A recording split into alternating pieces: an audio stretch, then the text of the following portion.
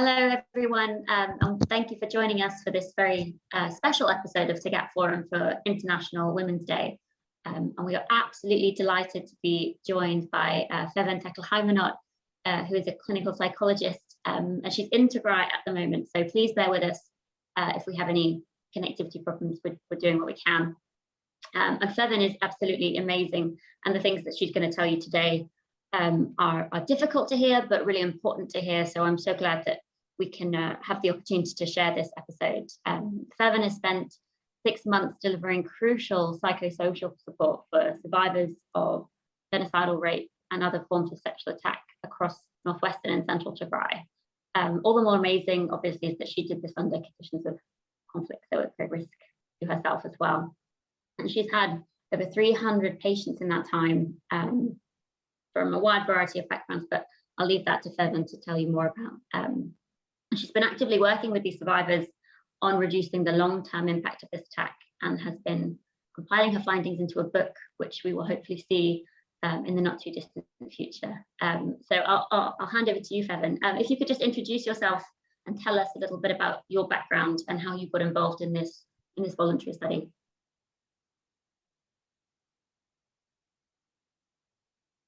Okay, thank you for having me, Chessie. My name is Feven Teclehaimanot, and I'm a clinical psychologist lecturer. I've been working at Mekelle University for about 3 years now. And after the genocidal war started, I had the privilege to go to the central and northwestern Tigray, around 20 rural and urban areas.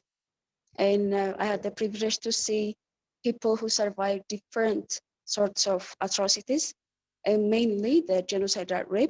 So I was going to the 20 places, I can mention some, where the Eritrean troops were based in. And I was able to see around 307 patients who survived many kinds of atrocities, like I mentioned, but mainly genocide rape. So I was able to provide a psychosocial support for the patients who survived those sorts of atrocities, and as I told you, mainly the genocidal rape. How I get involved is after the war breaks out, I was working at IDER. It's a teaching hospital. So the university has a health science campus, and that's where I work. And some cases, mainly the genocidal rape survivors, was able to come to IDER in the hospital that I was working.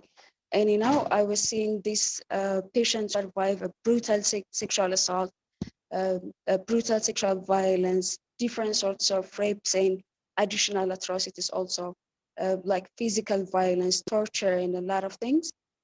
So I decided that I had to go to the places where the survivors are, because mainly, relatively, Mekelle was all right. So I decided that I have to go there and I have to provide home-to-home psychosocial support for the survivors. So that's how I decided and went to provide a psychosocial support in the places in the central and northwestern Tigray that I mentioned earlier. I mean, that's amazing and so wonderful that you took that upon yourself to do that. Can you tell us a little bit about what the victims that you and the survivors that you've met, what they survived? Because we know that rape in war comes in many different forms, and we know that there's a lot of specifically genocidal rape in this war, but other forms of sexual attack as well. And can you just tell us a little bit about what the people you've met, what they've been through, what they've suffered, and how you saw that in your study?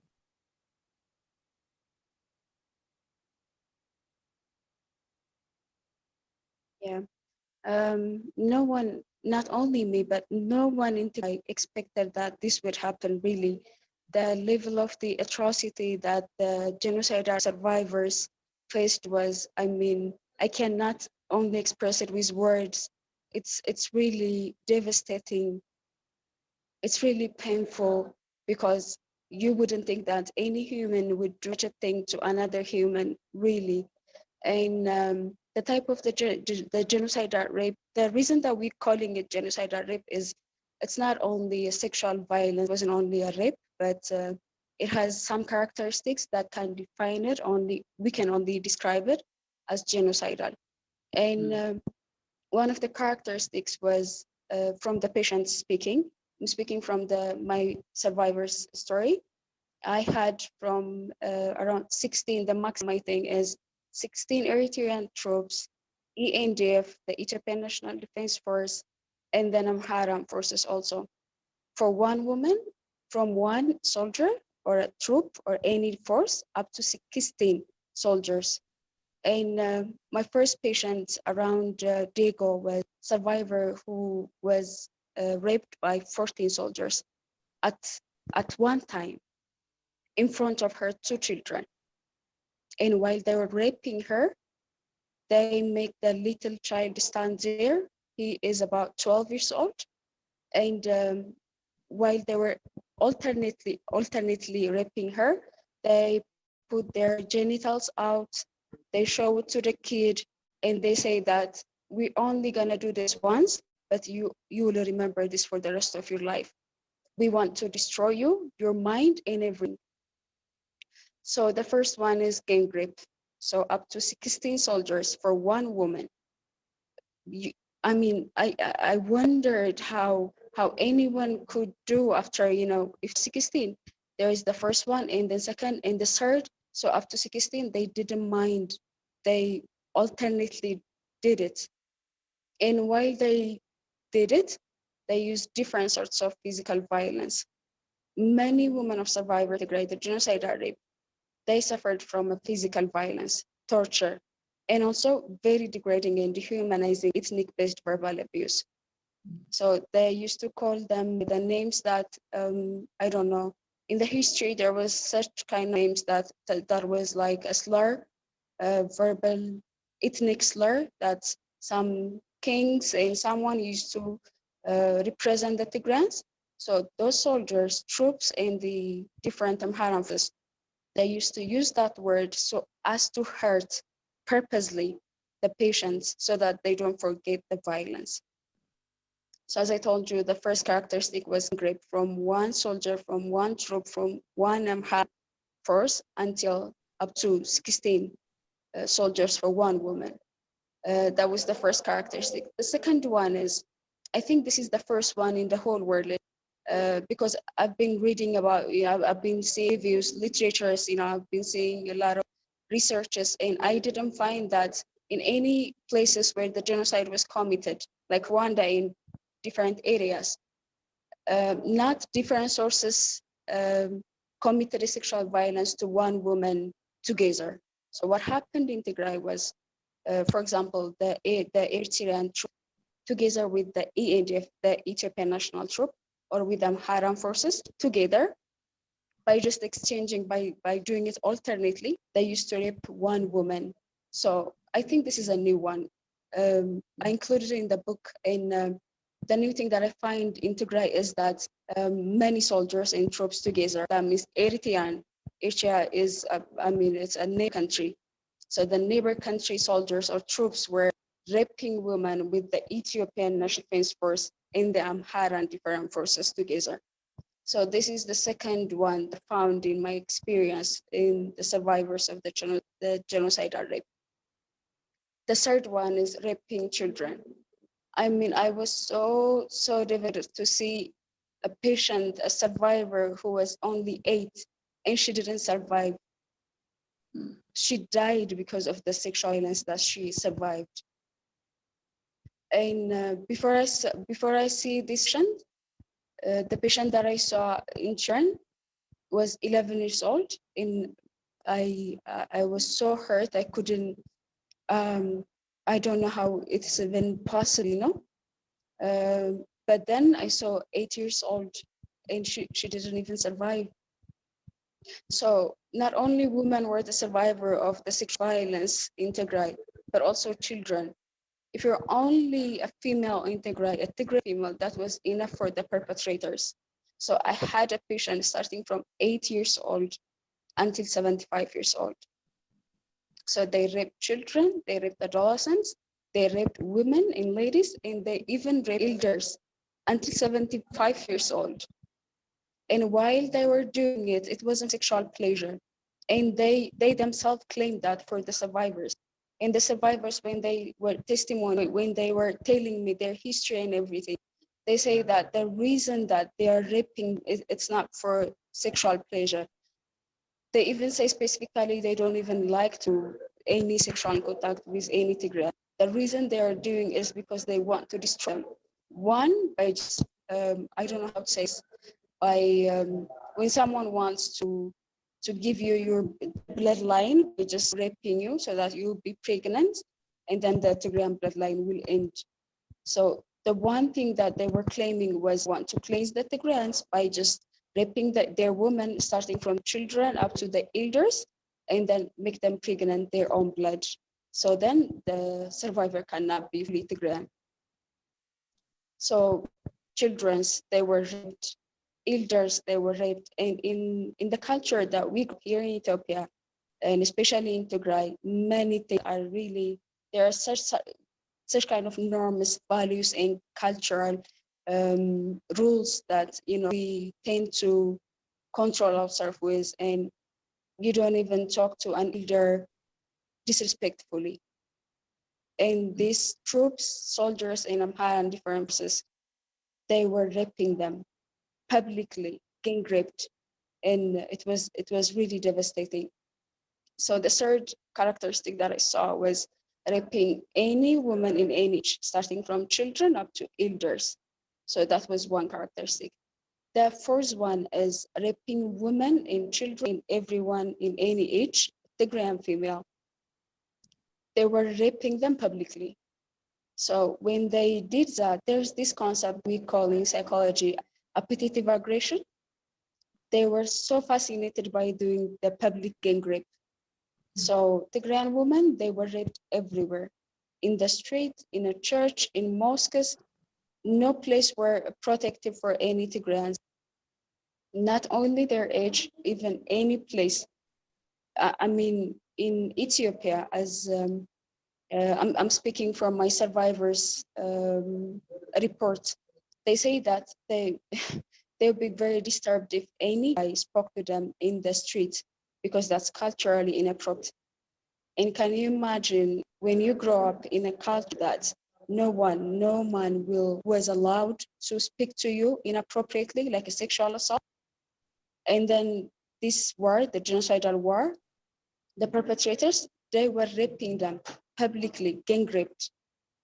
And as I told you, there was this patient in Addis that I saw, and I will never forget her.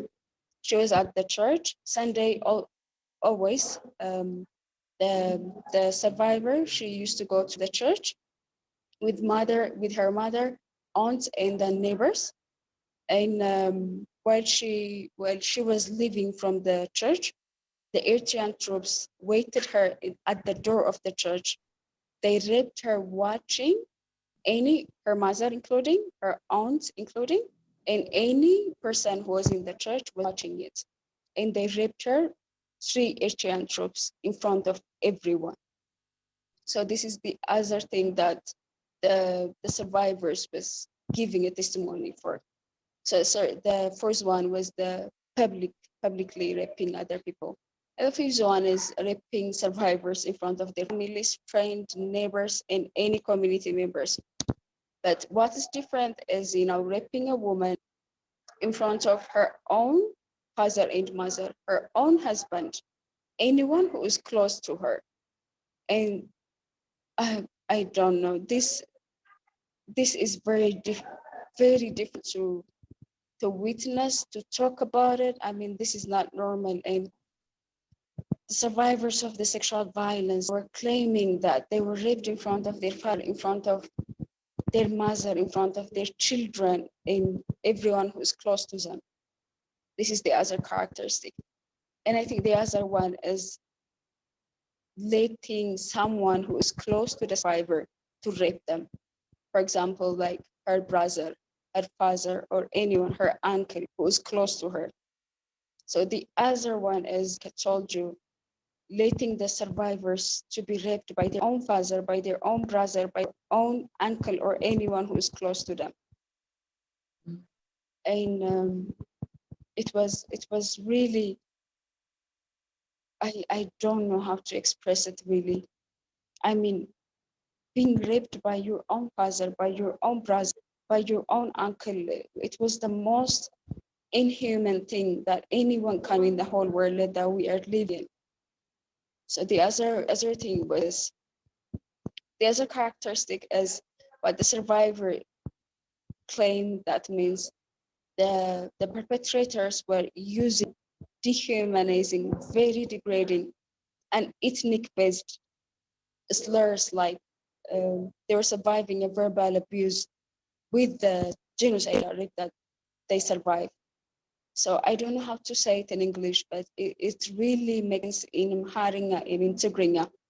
And it's very common, especially the Eritrean troops use it, and it's called, I don't know how to say it in English. In Tigray, it is Hasadagame. And they used to rape the woman saying Hasadagame, Hasadagame, in Hasagame. They used to call them like they're very dirty because they are trans and everything. So the other characteristic that the survivor claiming is the patients, the perpetrators were using very degrading and ethnic-based slurs, and they were also surviving a verbal abuse, with in addition to the genocidal rape. I don't know if there is if something is left, because there are a lot of characteristics. The book contains it has all the contents that the characteristics what the patients claimed by their own words. And I think if I miss something, anyone can read the book and see there that I didn't mention, I think. But if I come up with other characteristics, I think I can mention her. Thank you so much for sharing that with us. And I know that was difficult for you to have to relive as well, but it's really important to give, voice and to give body to these testimonies, so we can really understand that these are lives, these are people. And yeah, that was painful to hear, but thank you for sharing it. And I think it just really brings home how we know we have these physical damages to women's bodies, and we know we have these immense psychological traumas, but it's really a whole community trauma as well, when you think about the long-term impacts of having witnessed that about your family, or having had to partake in that. It's not just something that these women who have survived have to deal with alone. It's something for the whole community to recover from, and to recognize that this trauma isn't just about one person against another. It's a whole body. So thank you for sharing that. And we talked a little bit at the beginning about your work on the psychosocial impact left on survivors. And I wondered if you could just tell us a bit more about the work that you did with them, and explain, if you would, for the audience, what that psychosocial, what that phrase means tangibly in the work that you've done. Thank you.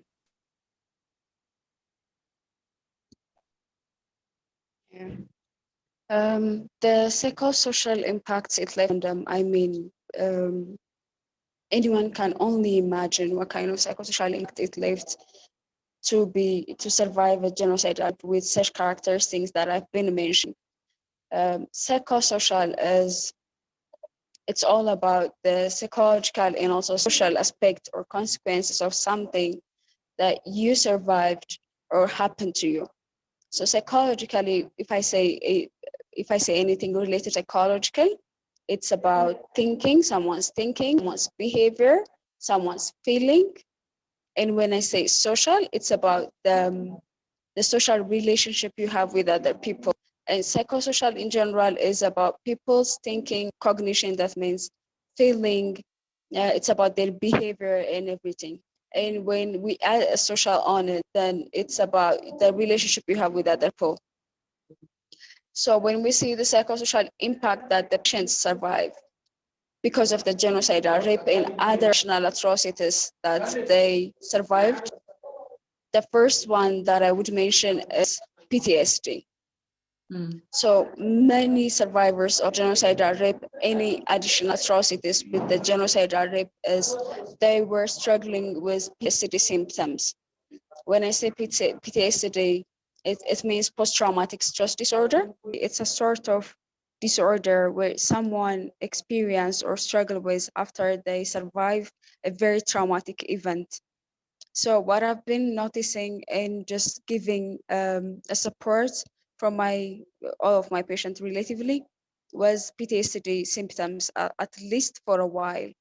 And some, they were after the support, with family support, with any additional things, they were feeling better. But some were struggling after even I left here. I couldn't continue for some reason, because it was really risky to keep providing the psychosocial support, because the Eritrean troops, they were murdering anyone, even who has a license to give a support or anything. So we had really, at the end, especially at June, we really had a very difficult time to keep doing what we were doing. And for that, I couldn't continue the psychosocial support that I started. So for that reason, even some patients, until I leave, they were struggling with PTSD. And what really PTSD is, it means post-traumatic stress disorder. After someone survives such an atrocity or a traumatic event, they usually develop mainly three symptoms. The first one is re-experiencing. So most of them, it might be at daytime, it might be at nighttime. They feel like they were being raped again.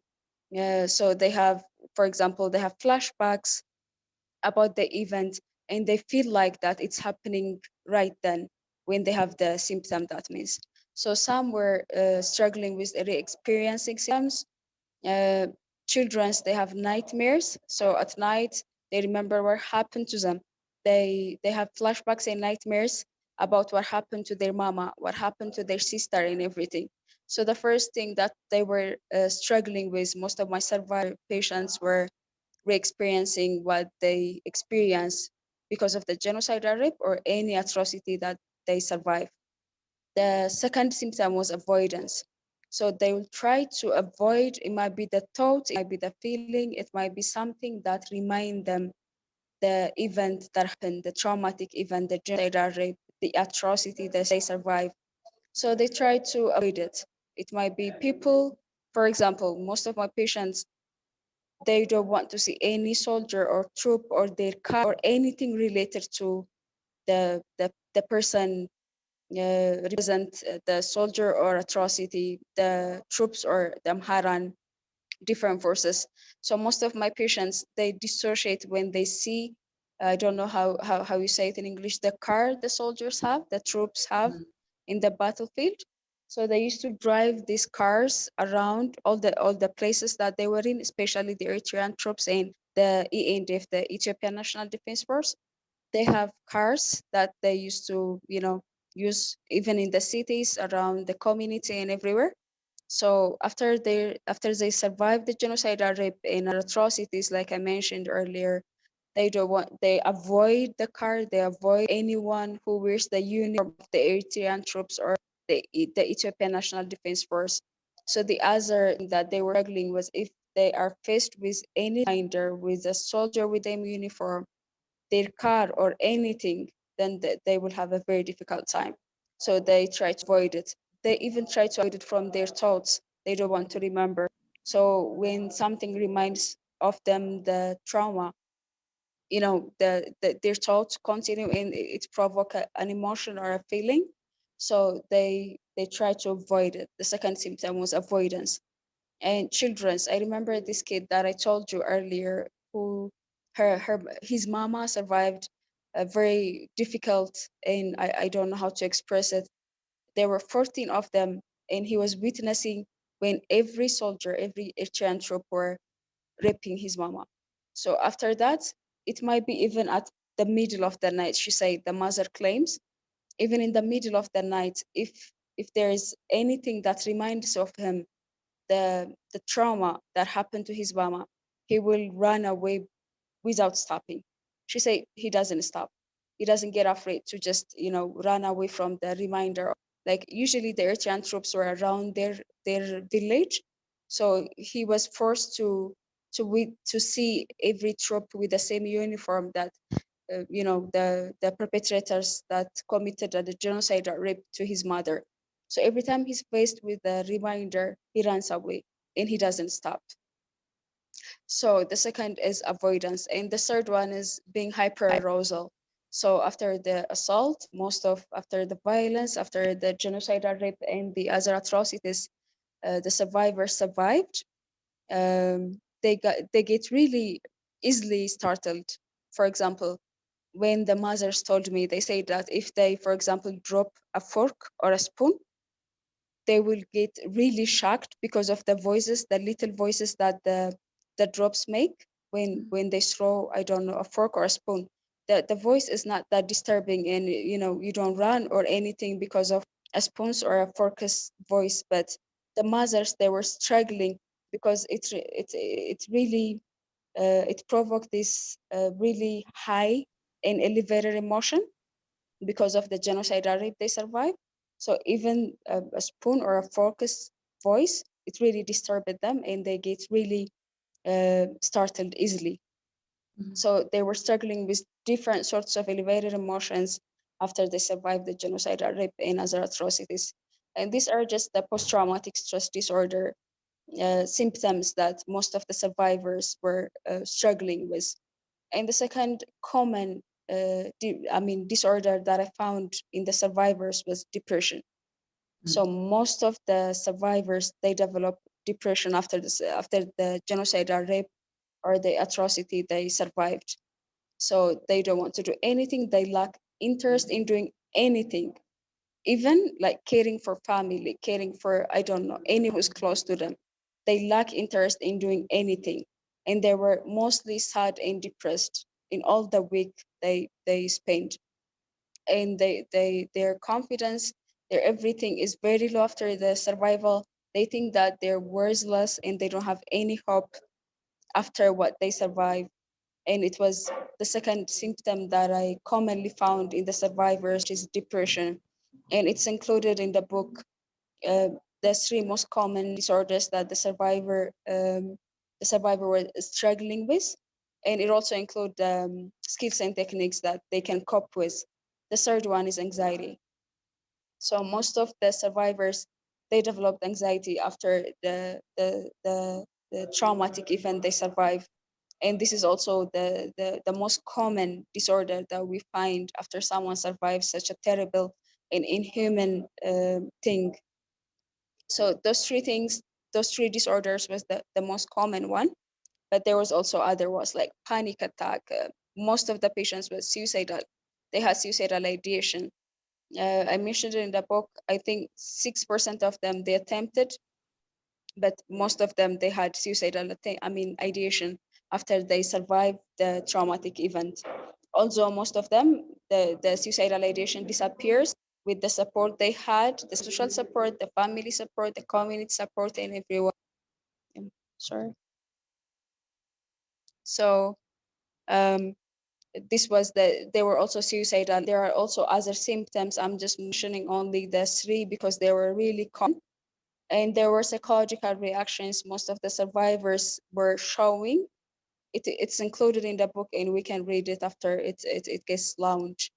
And socially, I don't know how to describe it because honestly, Chessie, witnessing that the social fabrics, the norms, values, and cultural things that you grow up with um, got really distracted. And when you see it in patients in the community, in their family, in the village you went for, you see it stopped functioning. And it was the most difficult thing even for me personally to see that the community you grow up, the country that you were told, all the social fabric that we had, the values, the norms, and the culture, even religious and spiritual things that we follow, wasn't functioning because of the atrocity that not only the survivors but also anyone who didn't survive a direct trauma were affected by it indirectly.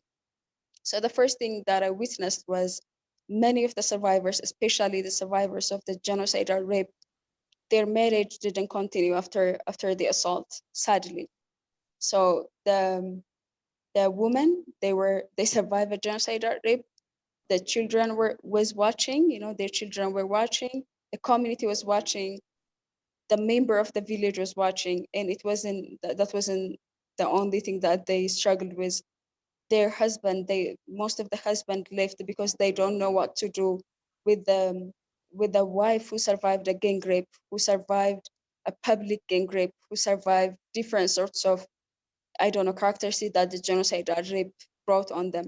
So just because they don't know, and since there are things that works in the community, most of the survivors say, for example, if they fight with their husband, they go to a religious leader, they go to, we call it shumaglis, elders who are good at counseling and everything, but no one was there. Most of the community members, they ran away, they flee, they displaced and everything. So the survivors, they couldn't talk to anyone, and no one was able to fix their marriage. So the first social impact that left on the survivor were they couldn't continue with their marriage. The husband is mostly left, and they are there out there by themselves with the children and the responsibilities and everything, with the medical and psychosocial impact the genocide are left on them. So that was the first thing. And the second thing was what the patients claim that means. The survivors claims that there were such way of coping that the community taught them when they grow up. They couldn't get that from anyone. This is just a new thing, and only few people in the whole world survive such kind of acts, and no one knows what to do when such kind of things happen. So they couldn't have anyone's help. What they call it as a cultural and traditional way of coping, they couldn't have that. For example, they say that they used to, when something happened to them, they used to have a coffee ceremony. It's just what they used to do in the community. So if you really if you have a very difficult time or anything, then you have a coffee ceremony with other women, and sorry.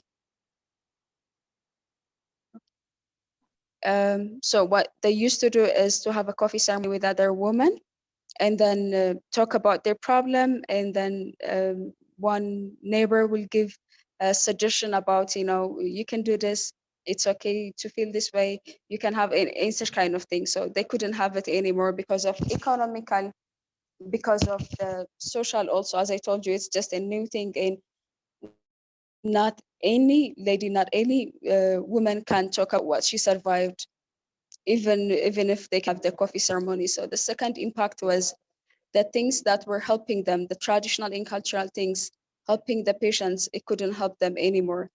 And it was really devastating for them, because that would have been a very helpful thing after they survive what they survived. And the third thing was the stigma and discrimination. Most of the patients, after they survive what they survive, they usually get displaced or flee. They don't want to stay in the community. So they get displaced to another area or just stay IDP camp and everything. And in the IDP camp, someone say, this is one who have been raped by a number of soldiers, number of troops.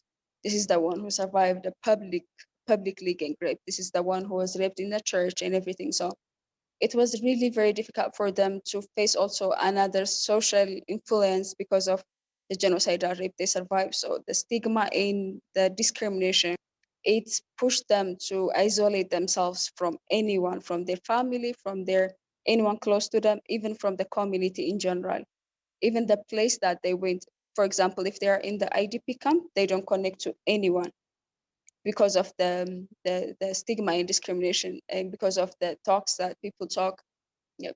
As I told you, it's a very difficult thing to hear and to talk about it. For the survivors that can provide I don't know, counseling, something, so they isolate themselves from anyone who's close to them and anyone who can provide the help.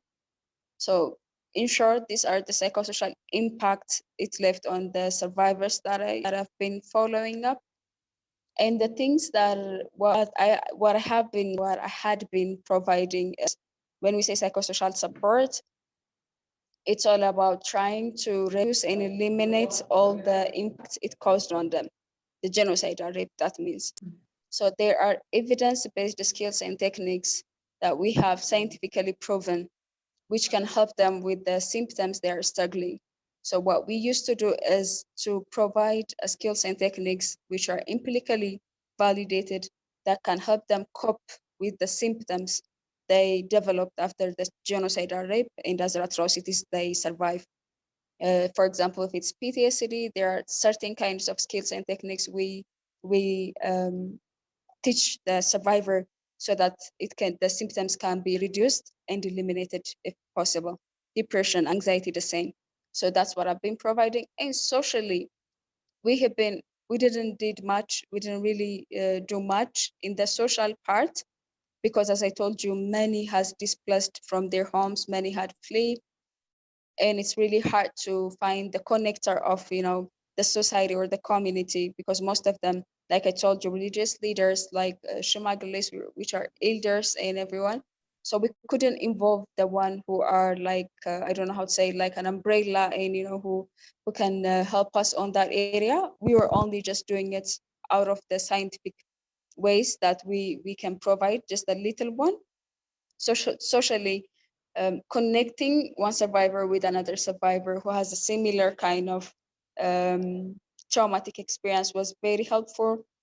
Trying to remind them what they have been doing in the past as a community, like friend or as a family, that was really helpful. So the psychosocial support that we have been providing for the patients was scientific, and it was evidence-based skills and techniques, teaching the survivor so that the symptoms can be eliminated if possible, or at least reduce them. That's what I've been doing. Wow. Yeah, I mean, thank you so much for sharing that as well. I mean, when you think about, as you mentioned, the impact of these attacks goes so much beyond the individual interaction, but it's the breakdown of marriages and displacement and community, and that's really the effect that sexual violence and war wants to have. It wants to distort these norms and connections and relations, and it wants to break down communities until they're as weak and divided as can be. And to do that through the medium of a woman as a battlefield, it's despicable. It's despicable. But thank you for shedding light on that, and also telling us a little bit about the evidence-based techniques that you've been employing to help these women. But for most of us, I think those of us who aren't in Tigray, and those of us who aren't even part of the Tigrayan community, I think we're all wondering, what can we do, to be part of this process of healing and be part of this process of support. So I just wondered if you could say anything to the Tigrayan diaspora and those of us who are in the West and just concerned and want to help. What can our role be? What do these survivors need from us to be part of this long-term journey that is healing, that doesn't put the emphasis on women survivors alone to go through this after everything they've been through? Yeah. Okay. I think everyone has a role to play in helping any survivor of genocidal rape and other atrocities. And I think our role will depend on what kind of profession we have, what kind of role we can play. The person we are, everything. But generally, I believe there are two ways of helping the survivors individually, and the second one is on committees, which is the very important one.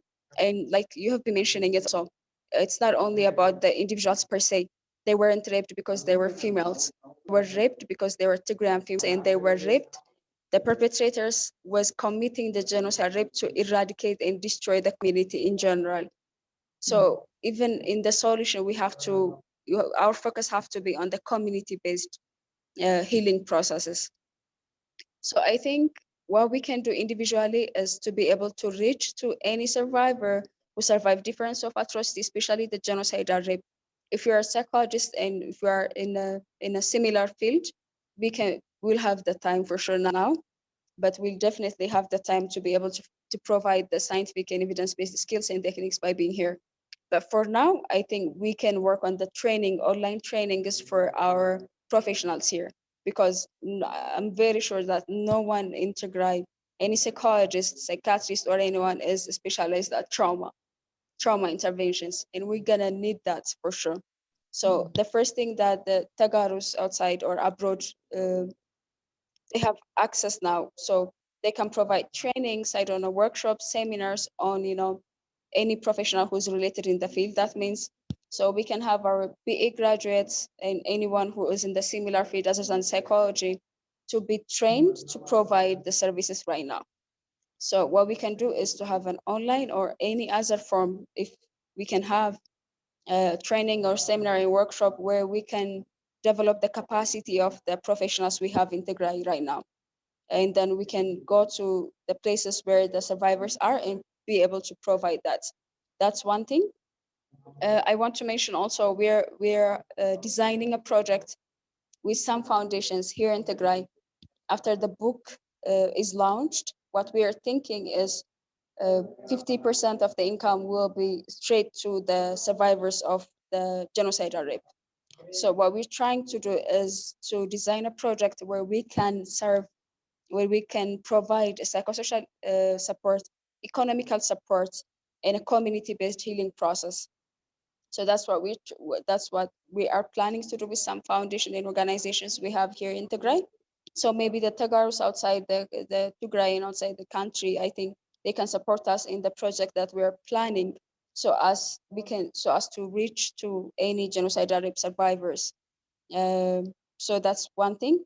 And the one thing that I really commit myself in, that I would recommend anyone to commit themselves, is on the community-based healing process. So the first easy thing that we can do is to do an advocacy on that. The survivors, it's not their fault. We have to be able to say that it wasn't their fault, and all the stigma and discrimination has to be eliminated, and we have to give all the support that we can provide for any survivors of the genocidal rape. And the other thing that we are faced with right now is, I believe, the generation by itself, the whole generation, all of us who survived direct or indirect trauma, I think we're the generation who survived genocide in general. So I think we have to be able to work on the community-based healing processes wherever we are. And this is what I believe in, because since we all survived the genocide that was committed and are still committing in Tigray, we have to put our hands together, help each other in any way we can, and be able to be there for the people who are in most in need. The only thing I can say right now is, because that's the only thing that I have in my hand, the project that we are planning. So we will be working on the project. We're only designing it right now because the book is not even launched.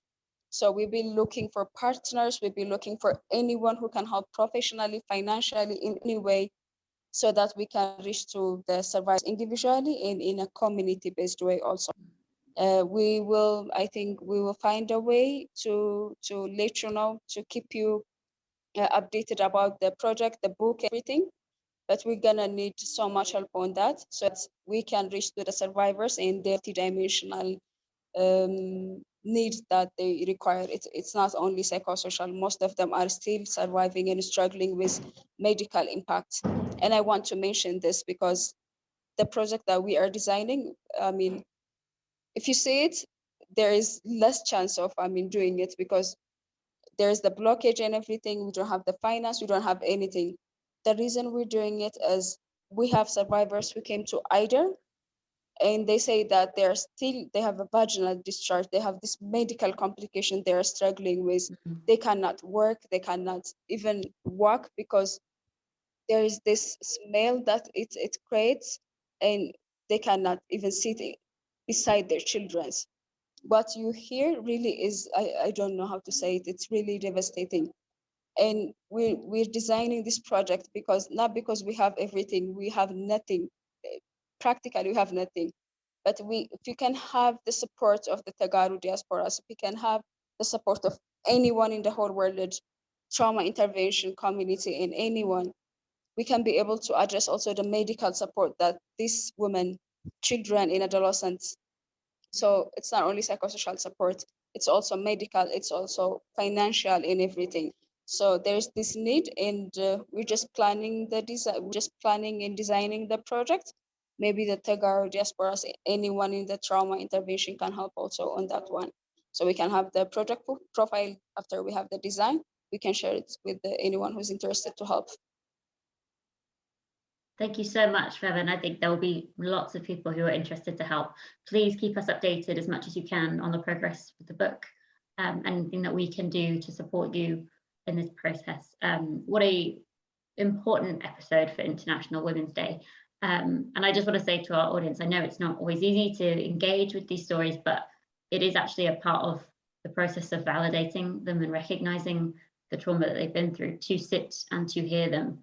And that's part of what we can do. That's a very small way that we can be part of the healing process, is to listen to episodes like this and engage with the true lived experiences of those women in Tigray. So thank you so much, Feven, for bringing that to us. And we hope that we can see you again. And we're all thinking of you, and please stay safe. Yeah, thank you for having me. Thank you, Chessie, really.